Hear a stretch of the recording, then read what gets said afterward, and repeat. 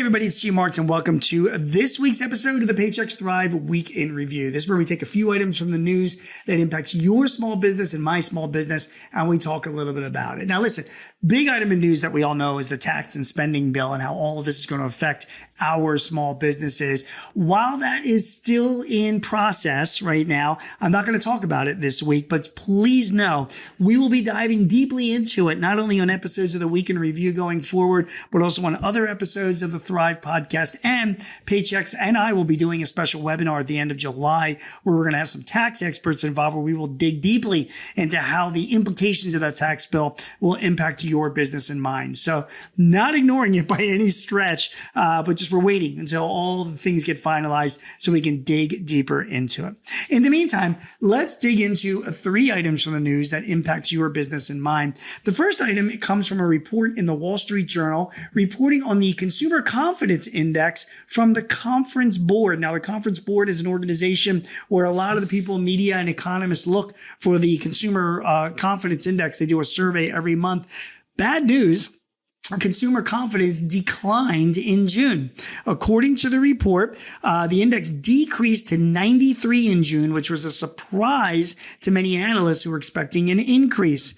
Consumers are still worried about tariffs and inflation, according to an economist from the Conference Board, even after there have been attempts at de-escalation.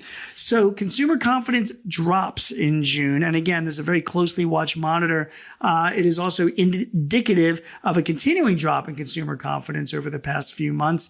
Yes, consumers are worried about tariffs. They're worried about inflation. They're giving pause to their purchases potentially. And as business owners, we need to be very much aware of that. I don't care if you're a B2C company or a B2B company. If the consumer stops spending, that impacts us all. So keep an eye on consumer confidence, and hopefully that is not too bad a sign for the economy as we head into the summer. I do have good news, though. Paychex has released their monthly Small Business Employment Watch report, and the numbers are pretty good. Their headline says that U.S. small business employment held steady through the first half of 2025. Let me read you some details. The small business labor market has remained stable with minimal changes observed through the first half of 2025, according to the report. The pace of job growth in U.S. businesses with fewer than 50 employees has fluctuated less than half a percentage point over the past 6 months. Hourly earnings themselves have continued to grow at a trend of about 2.79%, which is below the 3% trend that we were hoping to see. Remember, inflation ranges right now at around 2.5% to 3%. So earnings growth is still keeping up with inflation. John Gibson, Paychex president and CEO, said that regardless of an uncertain and dynamic macro environment, the small business labor market remains stable and fundamentally healthy. He also said we're seeing many organizations take a more measured approach to strategic decision making, including hiring, as business owners wait for greater clarity on macro issues such as tariffs, inflation, and taxes. This wait and see approach is reflected in our small business jobs data through the first half of the year, which has shown modest month-to-month movement since January. So even though consumer confidence is down, that has been not so great news. Small business employment has remained steady in the first half of 2025, thanks according to Paychex's Small Business Employment Watch. All right, let me give you another piece of interesting news that came from the website JD Supra. It's jdsupra.com.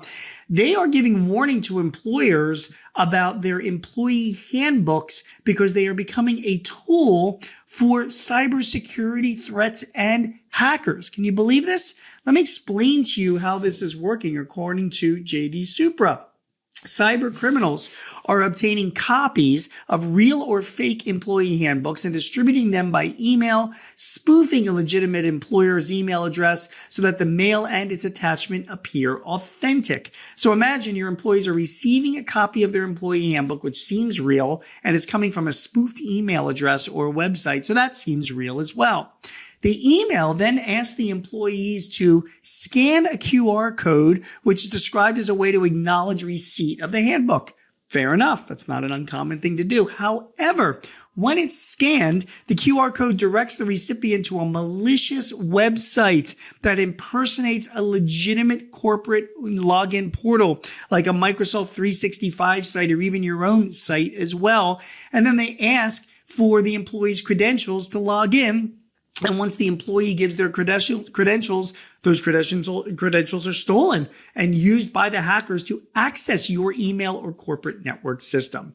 So that's an issue. Be aware and be on alert that the new spoofing campaign is using employee handbooks to trick your employees into giving away their corporate credentials to get access to your corporate networks and email systems. How do you protect yourself against this? Training is the answer. If I know about this, now you know about it. It's important that your employees know about it too. So make sure your IT firms are providing training. Consider subscribing to a lot of really good cybersecurity prevention software platforms that provide spoofing emails to your employees to try and trick them into doing stuff like this, or downloading attachments or clicking on malicious sites and then reporting back to you and them when they've been fooled so they can learn from the mistake without any harm being done. But again, be aware of employee handbooks. Finally, in our fourth item of news, has to come from LinkedIn. And I wanted to just mention this quickly because I thought it would be interesting to all of us that use LinkedIn. According to LinkedIn's CEO, their AI writing assistant is not as popular as it was expected. This is from CEO Ryan Roslansky of LinkedIn. He says, writing by AI is not as popular as I thought it would be, he said in an interview with Bloomberg. When asked why, he argued that the barrier is much higher to posting on LinkedIn because this is your resume online. Plus, users can face real backlash if they post something that's too obviously generated by AI.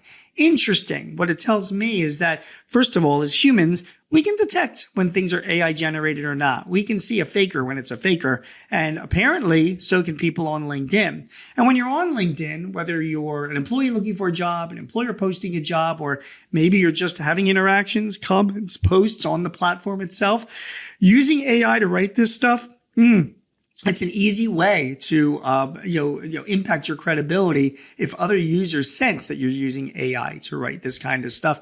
LinkedIn is a platform where transparency and honesty and being real is really, really important.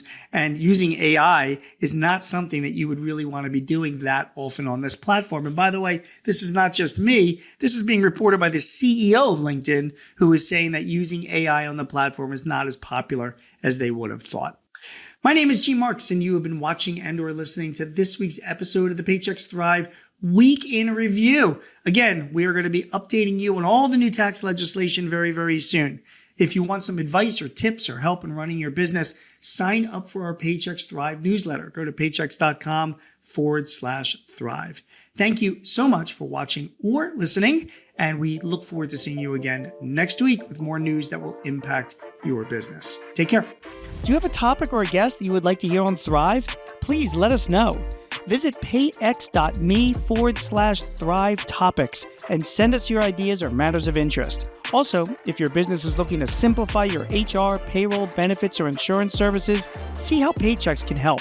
Visit the Resource Hub at paychex.com/works. That's WORX. Paychex can help manage those complexities while you focus on all the ways you want your business to thrive.